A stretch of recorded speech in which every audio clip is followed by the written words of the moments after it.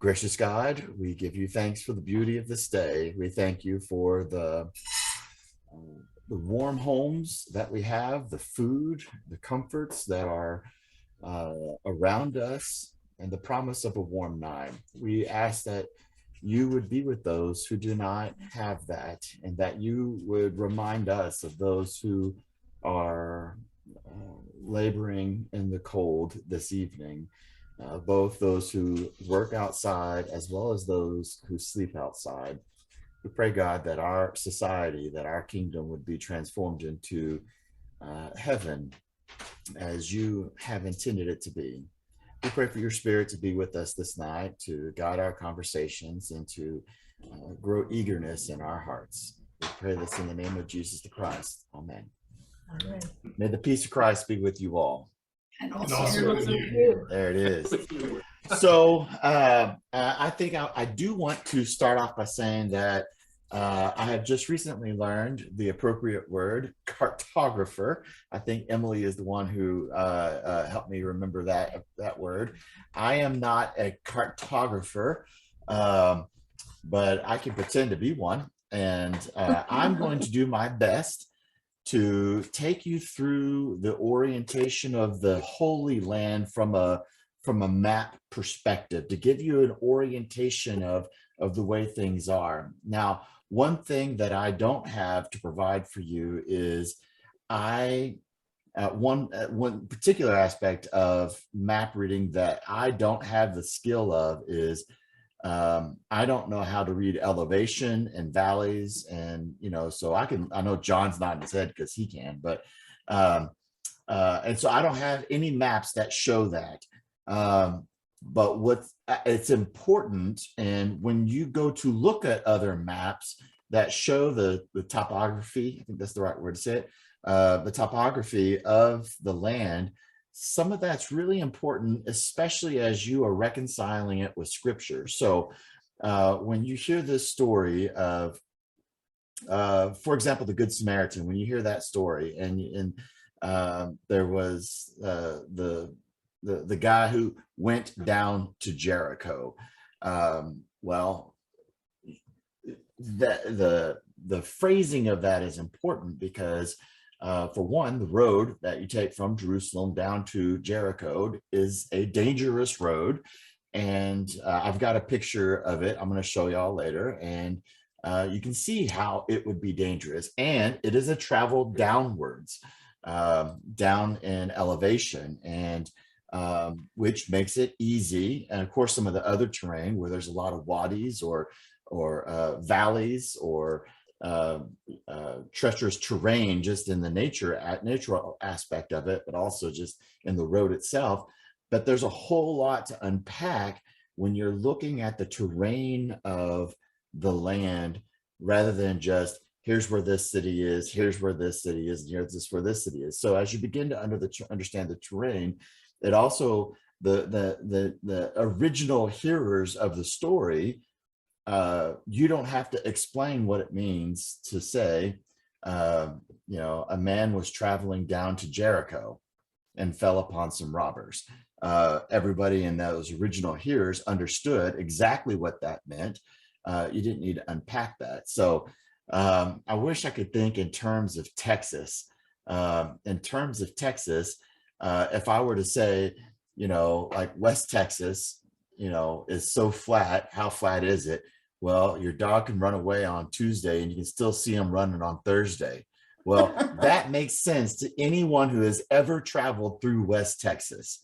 It doesn't make sense to someone who's native to East Texas, who couldn't see their dog running away 1 minute after the dog runs away. But because you understand that, it makes that joke all the more funny. And same thing, it heightens the story as you begin to understand the geography, of especially where things are located, but also the topography. And I'm not going to spend any time going over topography. And if I do, it'll only be incidentally, and as a novice more than anything else. So I am also going to be sharing a screen. Now, you had the handout that Heather Doss had prepared. with regard to the geography, the Old Testament geography. So I'm not going to show that on the screen. I'm going to do my best to talk through her outline juxtaposed to these maps that I've put together and I sent out late this evening. And John, I can email that to you. Let me just do that real quick, John, because I know that you didn't get that. So that way you can take a look at the John, are you coming? oh no, John is not coming. No, it'll probably be another 10 or 15 years before I would be allowed to travel. Clearance, yeah. Okay. Well, that's a story for another time. I'm just interested in the class. Well, I'm glad you're here. And I'm monitoring on behalf of Christian education as the elder. Natalie is here. But you are the adult. Well, she's monitoring me as the moderator. That's it. So I am going to be sharing a slide screen of the PowerPoint the slides I sent y'all earlier. I do want to say thank you to Reeve for sharing with us the colorful map that he put together earlier today. I think that's very helpful. I think that's let's see if I can get this. Yeah, I think that's very helpful. And I think there is some good detailing there. It does, I believe, include some airports. Yeah, it does have some airports on there, which is great, right? But certainly not there in Old Testament geography. So let's begin. As we, everyone can see the slide, right? The map. Okay, so let's begin. Looking at the way that Heather has us start off is taking a look at the Negev Desert. And we're going to get multiple variations on names as we are looking at this. So, for example, Beersheba is spelled differently depending on different maps. We may see that spelled differently. This would be the Beersheba on the map that Reeve sent us is Beersheba or Bathsheba. These are different variations of the same place. The Negev, the B in Negev is also a V or in Hebrew a vav, and so the B and the V can get exchanged, which is why you also see it being as Beersheba, where you see the B in Beersheba versus the Sheva, all this, that, and the other. We're going to see things that look different. We'll do our best to try to orient ourselves to it. But when we're taking a look at the Holy Land, basically what we have is up here, we got Bethlehem, we got Jerusalem, which is just above Bethlehem. Y'all see my arrow as I'm moving it around? It's been a long time since I've done a share screen before. So this is the Mediterranean up here in present day Israel. This is essentially where the Gaza would be over in this area, down here closer towards Egypt. But all of this, we are getting into the wilderness, barren land, desert area. This would in present day on the eastern side of the Salt Sea, also known as the Dead Sea. This is modern day Jordan. Petra is a little further down this way. We'll see it on one of the maps that are coming forward. So when we start out with Abram and Sarai, soon to be Abraham and Sarah, they are out in this area in the Fertile Crescent. So we know that this area through here has a lot more fertility to it and fruitfulness to it than when we get down into the desert. And the further south that we get, the more arid it gets, the more traditional quote unquote Middle East it may look to you. We begin getting to in modern day geography, to the Egypt, Saudi Arabia, and all that you can envision and about what that begins to look like. So we have Abraham and Sarah with some origins in the Hebron, traveling through the wilderness, heading down towards Egypt, and then traveling back up through the desert, through the wilderness, and settling here in Beersheba. And it's in this area where we know that this is not a place that I have been to, because it was outside. It was a much further journey to get there than we had time to permit. But there is a place, a sacred place in which you can go and acknowledge the burial spot of Abraham and Jacob and the like. So this is sort of this little area in Israel. Let's see if I can. Okay, so now we're getting up towards and I'm on the first page of that handout now, second column. Abraham's younger brother Isaac marries Rebekah, and they raise two sons, Esau and Jacob. When we back up, when Abraham and Sarah also have Abraham has Isaac and Ishmael, and when Ishmael is dismissed from the family, he heads out into some of this area of Edom, or as we would know it, into the southern Jordan areas. We get to Esau and Jacob. They are also still in the Negev for a while, but then also begin to move north. And we have this time, middle of that paragraph, 14 years later, Jacob sets out to return with his family. Along the way, he wrestles with an angel before crossing the Jabbok River. Now, on a larger map, which I will show you here in a bit, basically the Jabbok River is about halfway between the Salt Sea or the Dead Sea and the Sea of Galilee, which between them is connected the River Jordan, the Jordan River. So this would be a designated location, or the historical location of where Jacob begins to reconcile with Esau on this Jordanian side, current day Jordanian side of the Jordan River.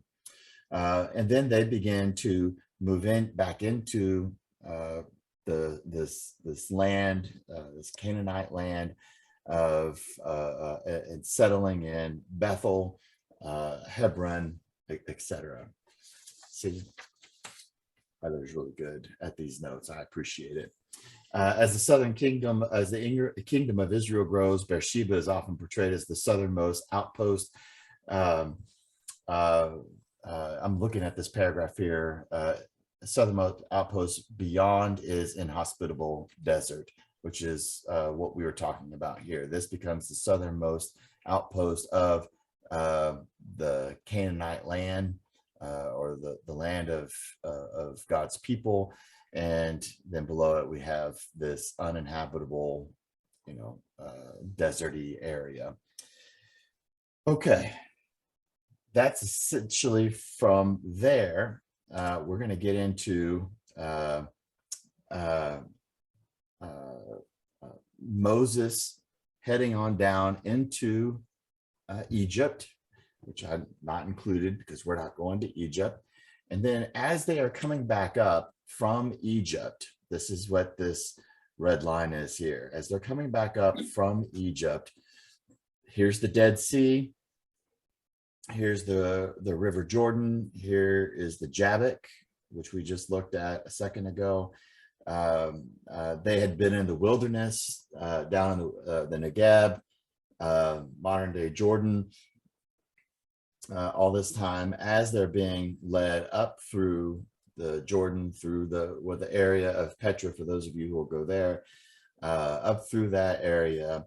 into this kind of landing spot, or this spot of preparation, Mount Nebo.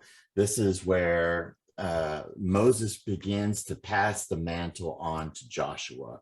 This is the end of Deuteronomy, the beginning of the book of Joshua. And it is from here, of course, Moses knows that God has said to Moses that he would not be going into the land flowing with milk and honey, but he would be seeing it off from a distance. And so this is where the passing of the torch begins to happen between Moses and Joshua. Joshua then takes up the charge to be the leader of the people, to be the leader of God's people.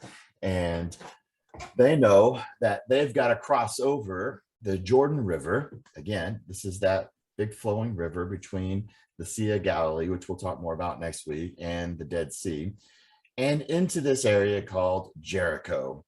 And for those of you who, and Sarah's been to Israel before, she's seen the Jordan River. We're not talking about Lady Bird Lake. We're not talking about the Colorado River. Maybe Brushy Creek Trail in Cedar Park.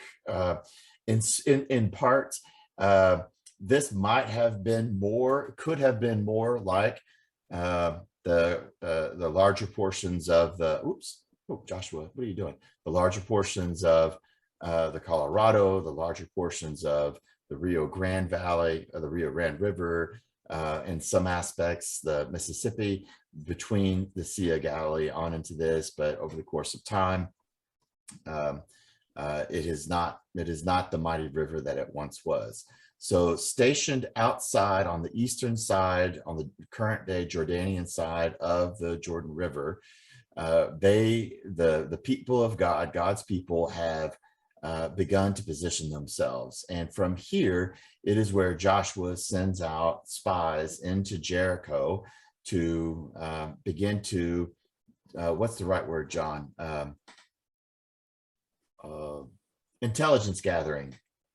And that's what it's called. There's a better word for intelligence gathering. Reconnaissance. Reconnaissance. That's the word. Sorry, it took It's me a minute. cold. It's like I'm cold, so the brain's not working. I'm gonna sit here with my candle and try and warm up a little bit. The reconnaissance. And so this is where Caleb and other bits of Joshua's crew encounter. Anybody remember her name? Rahab. And all right, Emily, so you remembered Rahab. And so they made a commitment. So Rahab had welcomed them in, the spies in, housed them. And in exchange, the Joshua's spies said to Rahab, when we come to take over the city, we will not take over you, but there will be a sign that you will hang down a garment from the window, and that will be the sign that we will pass over you. They didn't say pass over, but that's essentially what it was. Do you remember, anybody remember the color of the scarf, of the garment that was supposed to be hung from the window? Red cord. What is it? Red cord. Red cord? I heard somebody else. Purple? Purple. Scarlet. I only know that because a lot of my colleagues on their Bible content exam got asked that question, and it really upset a lot of them. I got that one right. Scarlet. So yeah, Joshua comes in, Joshua and company, and the whole crew, they come in, they take over Jericho. You know, they do the whole walk around the walls of Jericho 7 times. They scream, the walls come tumbling down. Joshua fit the Battle of Jericho. I like that Heather says that there's, in here she mentions that, you know, there's not hard evidence to suggest that there were actual walls. And I've got a picture I'm going to show here in a little bit of my time at Jericho. And you can imagine being in this space. You can imagine because there are still so many ruins, or the desolation of ancient buildings or structures, you could imagine that there were these walls that had been decimated, but that is not exactly what's going on here. And again, this still isn't the huge part of this area from Jericho all along to the Dead Sea here. This is not fertile land. So right about, you see where I've got Jerusalem is right here, and here's Jericho. So I would say all of this area where my arrow is highlighting there, this is all pretty barren. It's lower in the top of the elevation is significantly lower. So if you were in Jericho, you would be going up to Jerusalem. And I'm going to show you all some pictures of what this area looks like. And you're going to see that life in this area is very difficult. It's very uninhospitable. And yet there are many who are still living there, who have lived there for thousands of years, still live there. These would be that term that I think she mentions in here, the word Bedouin. I think she mentions the word Bedouin at some point. These are nomadic people. Here it is, the bottom of page 2. Here she says, yes, the terrain is rugged and dry, dotted with low-lying drought torrent scrub. Canyons called wadis trace the path of runoff from the hills during rain, where underground springs make their way to the surface and create small oases. David hewed near one of these oases called En Gedi, which is sort of down in this area of the Dead Sea. And the area has never been heavily settled. Most residents are Bedouin herders who move their sheep around the region to find food and water. She added this other sentence: some Bedouin remain in Israel and the West Bank, although their movement is impeded by modern political boundaries and conflicts. So let me touch on that just a smidge. And yeah, so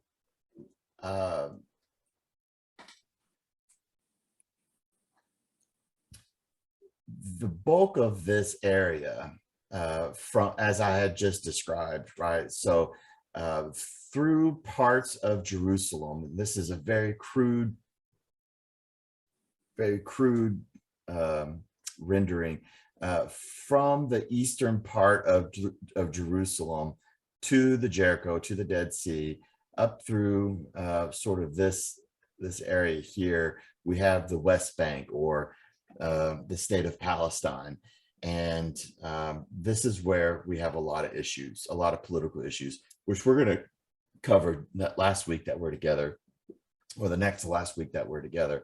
We'll talk a whole lot more about some of the political strife that currently exists. Once you cross into the West Bank, and this is the West Bank of the Jordan, or the West Bank of the Dead Sea, the Salt Sea, you do not have all that many resources. And the reason why I'd call this a crude rendering is, while there is a line that was set in 1947 that split this in two, that line has been infringed upon in many ways by the state of Israel, building settlements or building areas that are beyond the 1947 line into the West Bank. Now, having said that, the line itself is something that continues to change. It is not static. It is something that, you know, continues to change, and there are hundreds of checkpoints all along the way. And when we travel through this, and Sarah, I'm curious if you remember this. Is she still with us? You know, we will constantly be going through checkpoints, in and out and in of these checkpoints that along this dividing wall, which didn't exist until 25 years ago, but this dividing wall between the West Bank and Israel. Now, in the context of Joshua, this doesn't exist. There isn't a wall. There isn't a two-state these things don't exist. But the point that I really want to try to highlight is that the southern part of the Jordan River down through the Dead Sea, the Engedi, over in this area, we're looking at a lot of arid conditions and very harsh, hard to inhabit. Jericho is in a more flat spot in this area, but it is met by on the western side of these little plains, you've got these sharp mountains that go up, and the wadis, the canyons that form as a result of the terrain. Before I go into the next section, any questions on any of this so far? And I can't see everybody, so I'm sorry. You're just going to have to help me out if anybody has any questions. Josh, are y'all going to Jericho? Is that part of the tour? I'll have to look it up. I'm not sure. But Uh, I do boost cars. why you ask that, John? Oh, John? Yeah. Yeah, why do you ask about that, about Jericho? Well, I just say I would imagine that would be very difficult to get to. Like you said, all the checkpoints, it's well within that area there. But I imagine it's also, a big touristic destination. So there's probably processes. Well, there are parts of Jericho that there's a few limited parts of Jericho that would be accessible to tourists. We happen to have an Arab bus driver and a dual citizen Arab and Israeli tour guide. So we actually went into the PLO area, into Arafat's neighborhood, which is not touristy. And it was pretty bold and brazen, but we did it. And, here we are on the other side of that. I don't know whether or not that is something, if that's on the docket for us. I don't remember that for right now. So let me get back to slideshow. Another thing to understand is the elevation. The Dead Sea is 1,400 feet lower than the Mediterranean. Right. 1,400 feet down. Which contributes to the salinization process. Why? Yeah. It has the moniker the Dead Sea. It is impossible for there to be life inside of the Dead Sea. And that too, John, I can't remember the agenda well enough to remember that we're going to the Dead Sea, but I imagine we are. I don't know how you could go to this. Jericho, no. Dead Sea, yes. Okay. So you guys we'll all get a chance to see that. And it's a creepy feeling to be in that large of a water, knowing you can't live, there's nothing that can live underneath it. So that's all I'm going to say about Be that. sure for and now. take your bathing suits. And eye Be sure and goggles. take your bathing suits, because you are usually, we were allowed to get in the Dead Sea. Yeah. And they have showers for you to shower after you get out. Just a thought. Yes, and your skin will feel fabulous for a week. Imagine getting a manicure on your feet, a pedicure on your feet, and how that feels for about a week afterwards. You just got this radiant glow. It's beautiful. So we're skipping through a large chunk of the Old Testament, and we're just hitting some of the highlights. And one thing that I think gets lost on a lot of Christians is when the people of God came into the Holy Land, the land of milk and honey, the promised land, they were represented. There were 12 tribes that had been all traveling together, and these tribes were the 12 children of Jacob. Joseph. Not Joseph. Joseph was one of the brothers of, oh man, there were 12 tribes. It's not Joseph. Joseph. Is it Joseph? Man, I'm sorry, y'all. Y'all are just, Jeff is going to think I'm the worst pastor in the world. and I'm just deferring to Jeff here. Joseph. There's 12 tribes, okay? And they're traveling, they get in there, and when they come in, what they had anticipated in coming into the promised land is establishing their own kingdom, their own reign, to be their own geopolitical superpower in the region, like many of the other countries that they had been traveling through or that are around them. And as they come in, they divvy up the land according to the 12 tribes. And this is what this represents here. Judah, Ephraim, Manasseh, Issachar's, these are all different names of I would more look at the different colors representing how the lands were divvied out. But essentially, we have the hub of the 12 tribes in this and these areas here. Okay. Heather writes that Jerusalem comes first on the biblical scene in Joshua and Judges, and is a stronghold, although it is not a major trade route. And if you're thinking about trade routes, generally you would be thinking things that are closer along the coastline. If you were to zoom out a lot more, you have the Silk Road much further north.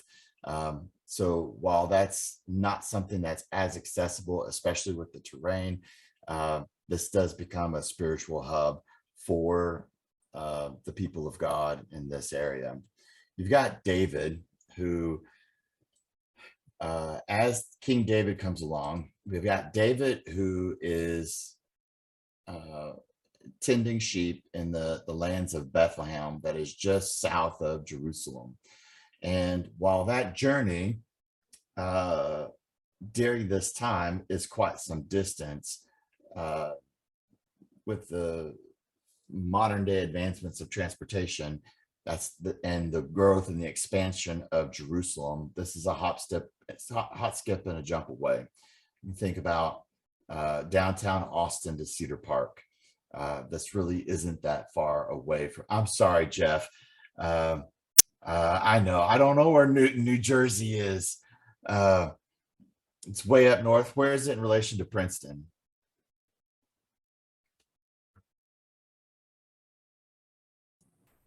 We're about an hour, a little more than about an hour and a half north of Princeton. Okay. So where New York, Pennsylvania, and New Jersey come together. Okay. Yeah. Okay. Well, short distance. How about that? Let's say a 15-minute train ride, wherever you can train out of Newton.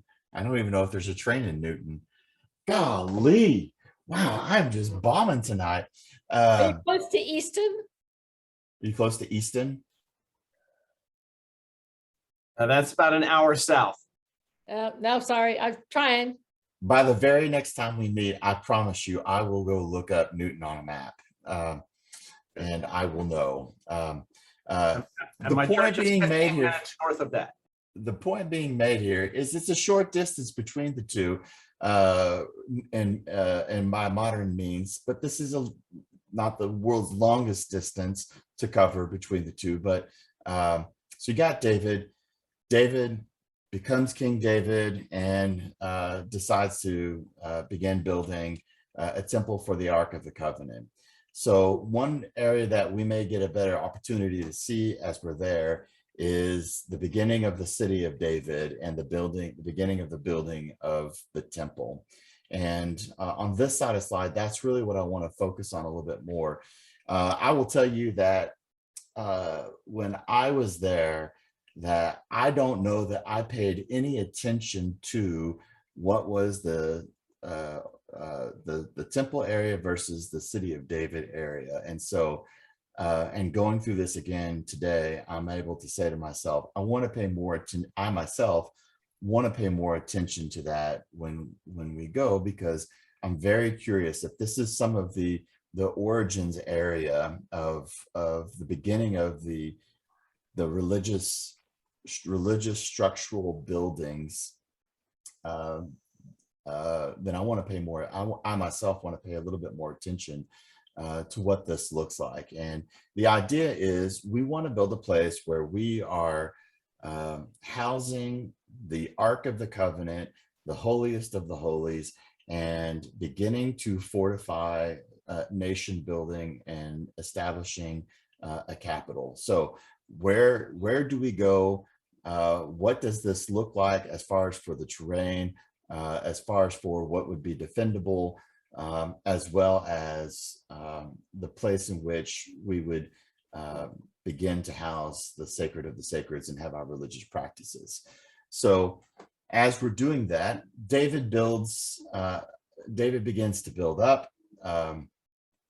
And as he does, after David, we then begin to have King Solomon come in, who begins to outfit even more. And it's this area that I want to talk about a little bit, because we're really going to be talking about all of this, and we're going to be doing a good bit of exploration through this area when we get to, because this is all within the old city of Jerusalem, or what's known as the old city of Jerusalem, where the Dome of the Rock, the Western Wall, the Church of the Holy Sepulchre, various different sites that we're going to visit are going to be within this area. So I think that's, for myself, why I think I'm a little bit more interested in paying better attention to what is the city of David, or the lower city, which I haven't done, which I didn't do last time. But as Solomon begins to outfit, he's beginning to outfit the temple as we more traditionally anticipate of what the temple would be. Large build-up structure. Heather writes that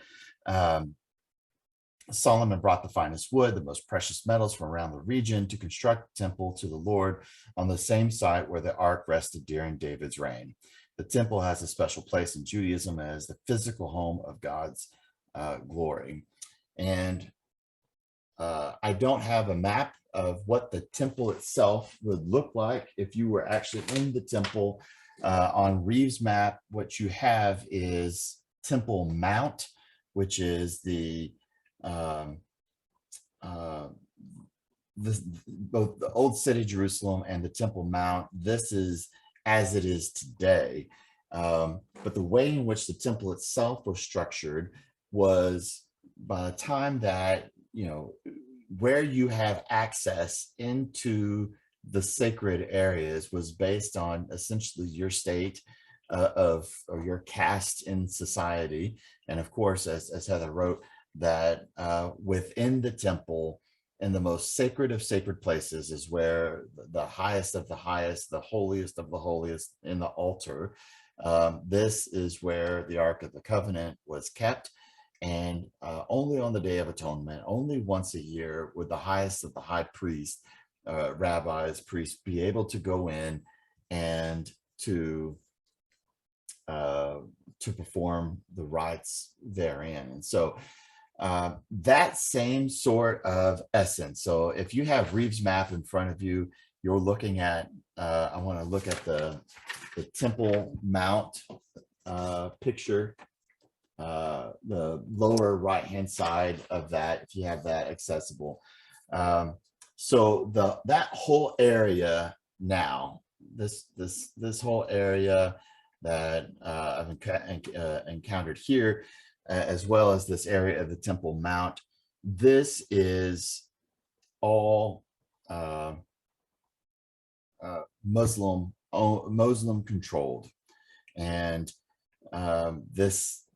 the Dome of the Prophet, or is the big golden dome there in the center of all of it.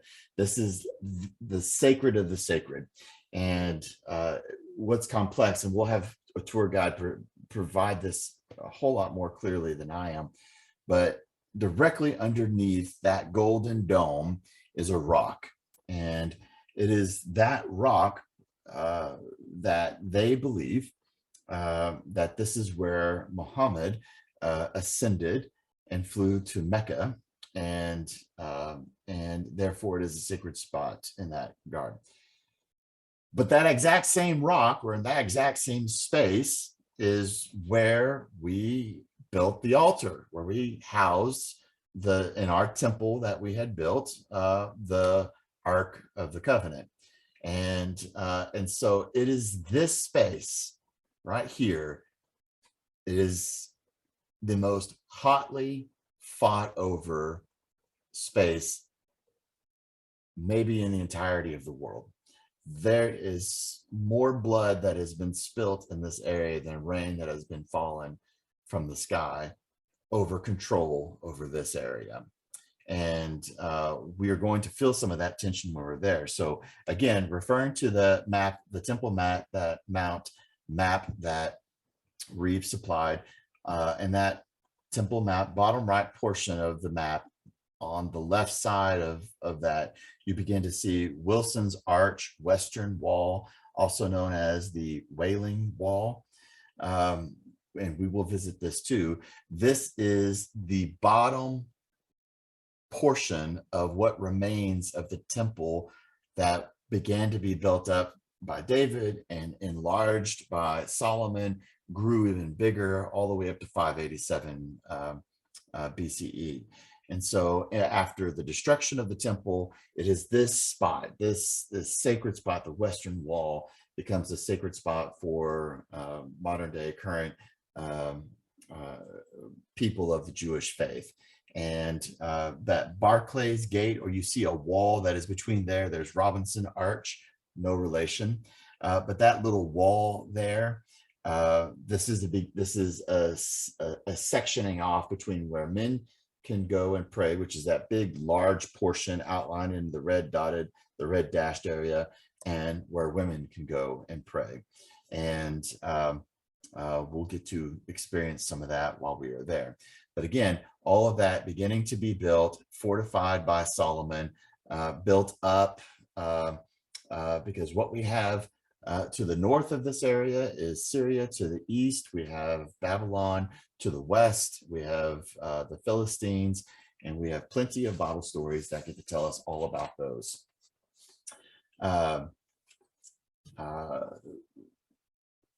Let's see, I'm taking a look here. Make sure that we're going along. Let's see, what's the next slide on this? Any questions so far, or comments that you want to make on this? All right. So from the 12 tribes of Israel, I was right. It's Jacob, the 12 tribes of Jacob. Jacob who becomes Israel, and Israel, Jacob has the 12 sons. Yeah, it's Jacob, the 12 tribes of Jacob. They began to consolidate into two kingdoms. And here we're getting into the the stories of First Kings, Second Kings. We have a variety of kings who are coming up in power, and those who are good kings, followed by those who are bad kings. And there's a whole bunch of storytelling related to that. The consolidation of the tribes yields down into two kingdoms for the people of God in the promised land. We have the northern kingdom of Israel, and we have the southern kingdom of Judah. For Israel, they have their capital essentially in Shechem, but they also have one up here in Dan as well. And for the southern kingdom of Judah, they're making their capital in the stronghold of Jerusalem. The tension between these is not great, because what we begin to see is the further away that the people of the northern kingdom are getting from the holiest of holies and the centrality of religious engagement in Jerusalem, that the further away they get, the more interwoven the people begin to get acclimated with, or interwoven with, the people of other faith traditions, the people of Assyria, the people of Babylon, the more polytheistic faiths. And the cultural aspects that come along with that. And so little by little, it is the northern kingdom that begins to disintegrate and begin to fall away, or to be conquered in various parts by other foreign powers. And which leaves us with, for the most part, just Judah, and that's what we have. Here's an example of the foreign threat. Oops, stop it, Joshua.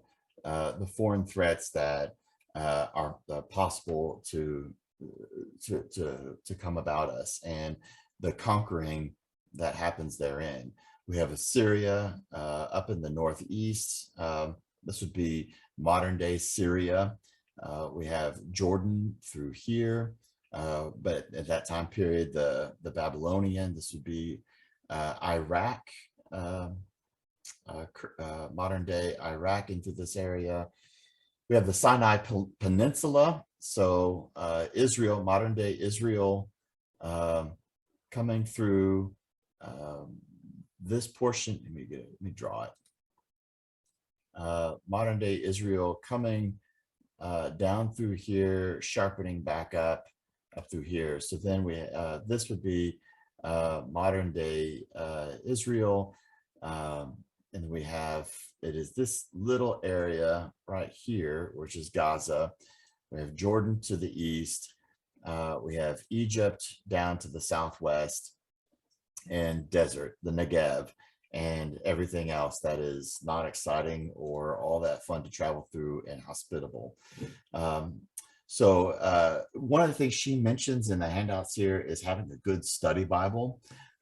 She recommended in one of the 3 resources, the Contemporary English Bible, the Contemporary English Study Bible, which does have a series of maps. These maps that I'm using today are at the back of the primary study Bible I use, which is the New Interpreter Study Bible, and that's where these maps are pulled from. Most good study Bibles will have these maps laid out in chronological order. So if you have a good study Bible on the shelves at your homes, I want to encourage you, pull those off, look at the maps, now begin to think, okay, this is where I'm going, this is where I'm going to be, and then begin to orient and acclimate yourself to them. Let me get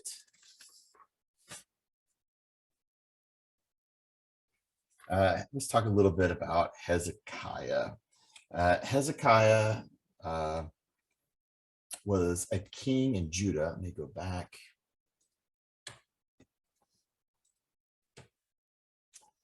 During the reign of Hezekiah, he began to outfit, and he did like David, who built fortified walls, then Solomon, who also built and fortified walls, and Hezekiah, during his tenure, also began to build and expand, and this continues on and on. But as Heather writes, one of the things that he did was doing the best he could to incorporate ways in which to secure water in an area where that may not be accessible, as well as ports of entry, secured ports of entry. So on the top of page 4, in the left column, Hezekiah's building campaign in Jerusalem also makes him significant for historians, archaeologists, modern pilgrims. He repaired the damaged temple, increased pilgrimage to the holy city.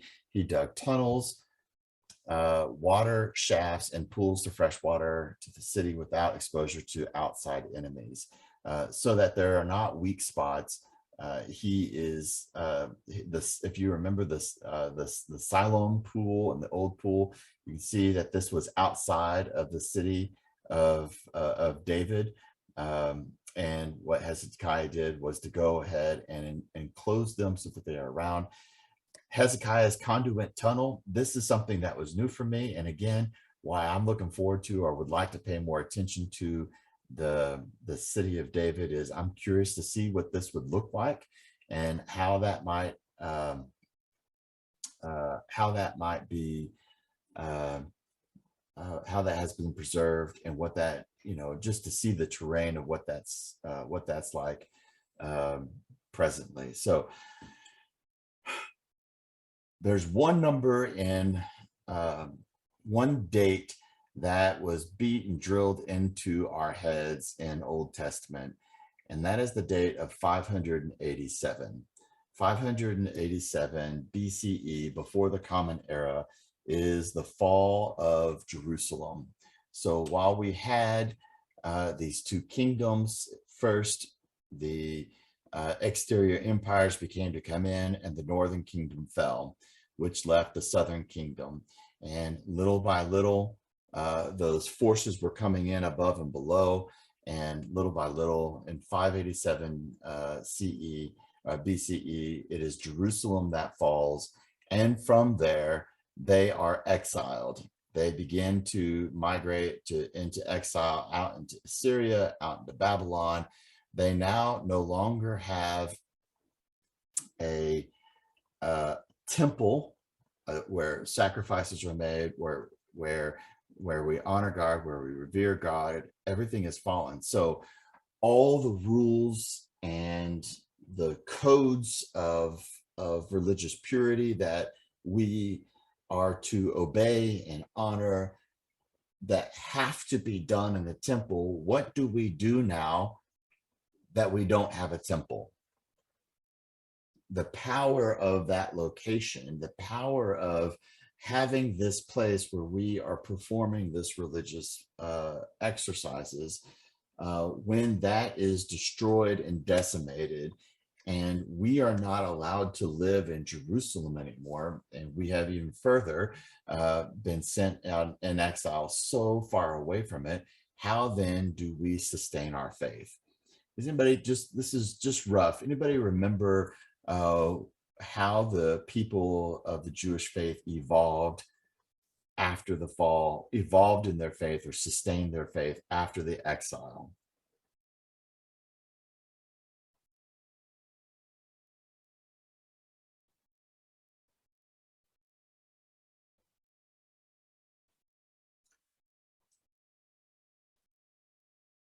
So this is where we begin to get the idea of how do we honor the law when we can't exercise the righteous and religious disciplines that have to take place in the temple. And this is where we begin to have synagogues, places of scribes who would read and interpret the law of, this is how you live a righteous life in honor of God, being faithful to God while we live in exile. And so there is, while we are not able to make those sacrifices of atonement and to do those purity exercises in the temple because we can't be there, while we're exercised, we have these new religious leaders who are interpreting God's law and helping us to know how to live righteously accordingly to them, as we're in a land that is surrounded by polytheistic faith, and so that we don't lose that aspect of our faith.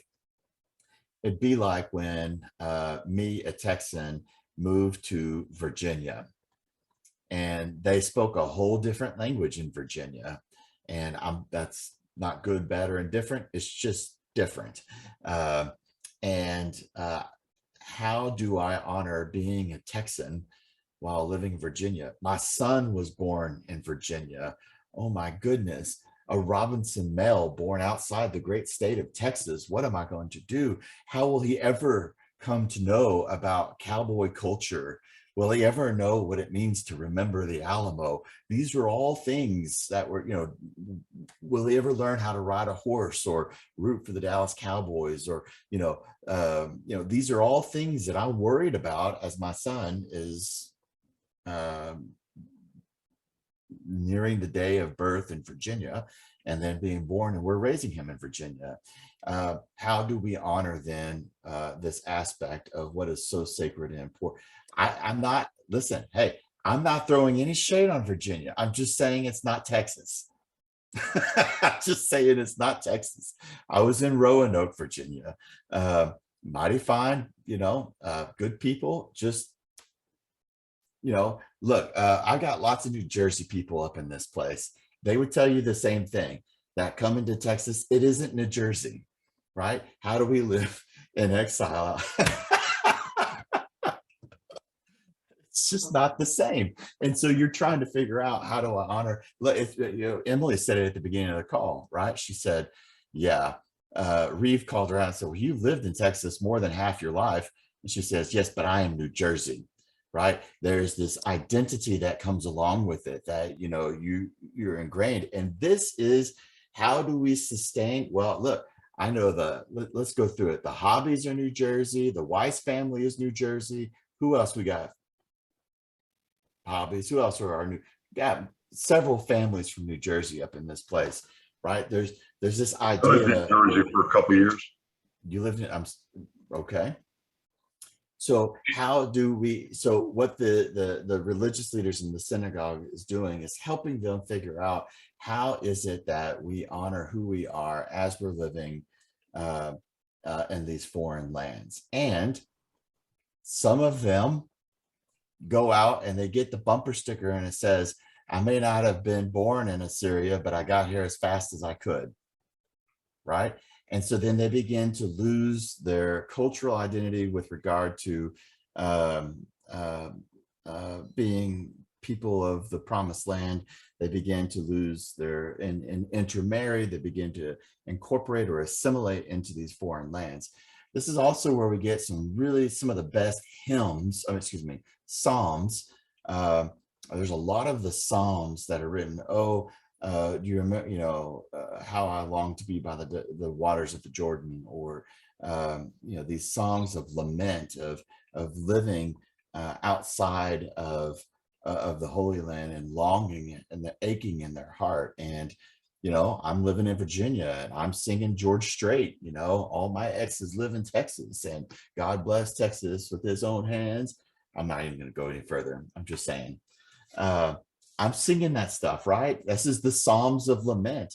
And then we get to go back, right? After the Assyrians the Babylonians had conquered Jerusalem and destroyed the temple in 587, the people of Israel out into exile in 538 BCE.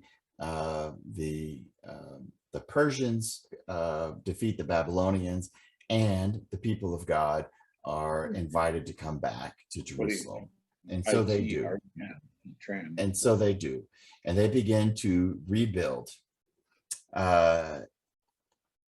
The story from here through the story from this point in time, 438 to the birth of Jesus, is one of hardship, because while they are permitted to come back and they are permitted to, given the opportunity to rebuild, things just aren't the same. Things just aren't the same. They come back into Jerusalem. They are able to, during the Persian rule, they are able to have some areas that is colonized for the people of God, but they are not the nation that they once were. They are not living, they are no longer their own nation, geopolitical entity, until when? From 587 until when do they become a geopolitical entity once again? 1947. 1947.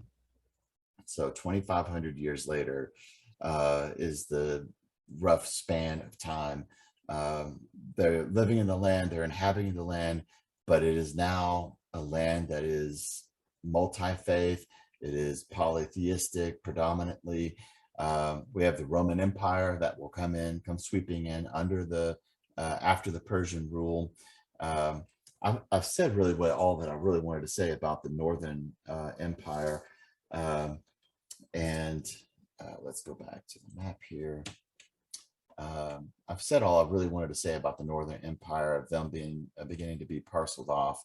Before I go and do some show and tell with regard to pictures, again, this is high level, no real topography related to the geography, but most importantly, trying to give us some orientation to where we're going to be, where we're going to be walking, and the movement of the people of God through the Old Testament, leading up to 438 BCE. Most of that time between 538 BCE to the birth of Jesus, again, these are people who are living under the rule of a foreign power. I recognize that this is a rough engagement into the geography, but any questions or comments that y'all have? Yeah, Kitty? Jericho is not on our itinerary. That's correct. That's correct. But it is a point of reference, like the Sea of Galilee will be next week when we start talking about that, as well as Nazareth. These are just points of reference, and the Bible story in particular, knowing where that is and why that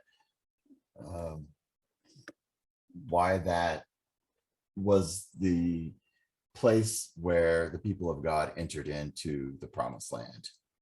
Let me go into a little bit of the yes, Emily. For reference, we've looked up Israel is about the size of New Jersey, That's right. and France is about the size of Texas. Texas itself, let me get a drawing marker here. Texas itself would be something that is not drawn to scale, y'all. No. This is not drawn to scale, but Texas itself, I mean, so that too also ought to give you some comprehension, as well as, again, we're talking about a very small patch of land. This is modern day Israel, a very small spot of land that is the nation of Israel, surrounded by predominantly Muslim country, Islamic countries, predominantly Islamic countries. And this little spot right here is the key for all of our, for the control of power in this area. And when we hear about the United States offering protection for Israel, this is an important ally into an area of the world where there aren't many. So let me offer just a couple of pictures before I close. So she talked about the Bedouin, the idea of this Bedouin nomadic aspect. This is still very much something that we are this is still something that is existent today. These are folks who live in shanties, travel throughout this arid region, selling their wares, doing what they do, being able to pick up, depending on the season, depending on time of, depending on circumstances, where they pick up and move to another area where resources may be, where they may be fruitful. But this is an existence of people 4,000 or 5,000 years old. This was our tour guide, the bus driver, excuse me, this is the bus driver in this region, not too far outside of Jericho. If you're standing at the bottom, if you're standing at if you're standing just outside of Jericho and looking up, you begin to see this mountain here. And this is a monastery that was built on the side of one of the mountains, and where monks would go, they would live a Gnostic life.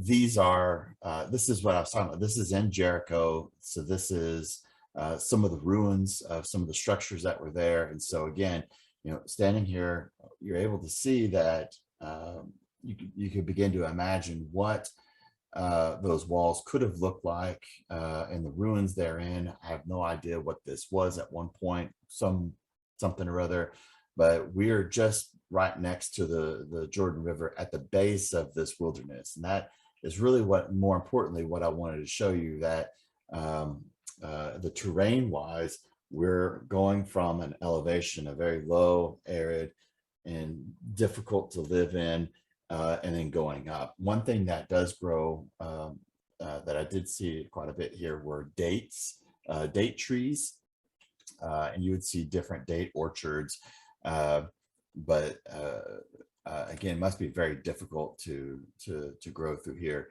This could give you another example of this. Not only the terrain more close along that Jordan River from Jericho down to the Dead Sea, where we're going to be just arid, just dry. You can see how they carved through this mountain in order to put the road. Without that being there, you could imagine someone who's on foot traveling up to Jerusalem would be going through this terrain where these are treacherous roads where bandits could hide out and prey upon those who would not want to be preyed upon. Again, just some examples, a little bit more of what this area begins to look like. Just not all that exciting. This is one of the wadis or the canyons that begins to carve out. So as the rain comes, the erosion is just making that canyon more deep. You begin to see these little pockets where there are native animals that would live in this area. I did not include one. There was a really cute desert animal. It looked like I don't know, it wasn't a dog. It was kind of like a gopher, like a big old large gopher, but it wasn't a gopher. I don't know. But this is the idea of, again, how difficult it is through some of this area. If any of you remember the Dead Sea Scrolls, the idea that was found, these scrolls that were found in the region and called the Dead Sea Scrolls, they were in a place like this, and I believe it was actually this cave. I was standing at a touristy area that had the little plaque that said, "This is where the Dead Sea Scrolls were found." Well, you would have monks or people of the faith like in that monastery on the side of a mountain. And when the Roman government, the Persians, the Assyrians, and they needed to protect that, they would come and put these scrolls of the Old Testament in these jars, and they would hide them or bury them in caves such as this, to be lost to time until such time when they were rediscovered, and now we have them. Again, for scale, this is a little bit closer to the southern part of the Dead Sea, where you could imagine David, King Saul had gone cuckoo, and while he was relieving himself, David went up and cut a piece of his tunic, a piece of his cloth off, to show how close he was, that he could have killed Saul, but he didn't kill Saul. And this is an example of how, those caverns, how difficult that would have been, the fighting between all different types of warring parties through here. Now, same picture, I just turned 180 degrees looking out into the Dead Sea, and or into the Salt Sea. And this is Jordan, the country of Jordan, here on the other side, where this is right outside the Dead Sea. The water used to be there used to be a whole lot more of it, so it would come up into here. There are places along the coast at the Dead Sea where you'll see places of recreation, like right here, where the water, which would be waterfront recreational spots. And now 150, 200 yards away is the water. More of the Dead Sea. I think this is the last one I have, but that's Israel on the other side of the Dead Sea. Just not the most exciting place when you think strategically, when you think of where the people who as they are coming out of the wilderness from the Exodus, where shall we cross into the land of milk and honey? Well, that's why it had to be so strategic, and it had to be in a place where not only could they get across, could they come in and make their stand, and also begin to establish roots, have some life, and be successful.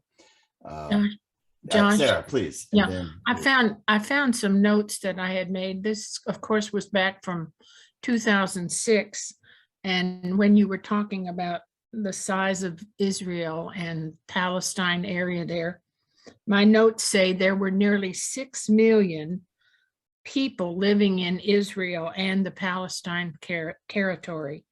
80% of those were Jewish, 15% were Muslim, and the remaining 5% or so were Christian. Most of the Muslims and the Christians were Arabs. Half of the Jews were considered secular. 30% of the Jewish people considered themselves Orthodox, and 18% considered themselves ultra-Orthodox. I just thought that was kind of interesting. That was back in 2006, folks. So yeah, and as I'm sure you experienced, Sarah, as you walk through the old city, it is those different sects of Jews you see clearly because they're dressed differently, they congregate differently. I have not spent any time in New York City. I've spent very small amount of time in New York City, but even in New York City, there are different sects of Judaism where you begin to see them differently based on their outward appearance. And but that's you will see them on your plane. You will see them on the plane, right, making their trips back and forth. Anyway, that was just a note. Love it. Thank you so much. Friends, that's where we're gonna call it a night for today. We'll look at the New Testament geography. I'm sorry that I am not an expert on geography. I am sorry that I am not an expert on all this. I am grateful to Heather for this handout, and I think it is helpful. It too is high level, so it is not in depth, but again, understanding the geography, the topography, and the movement of people is really important. And she's right, having a good study Bible with good maps that chart through chronologically is also very helpful. So with that, we will come to a close. Would there be anybody who would be interested in closing us in prayer this evening?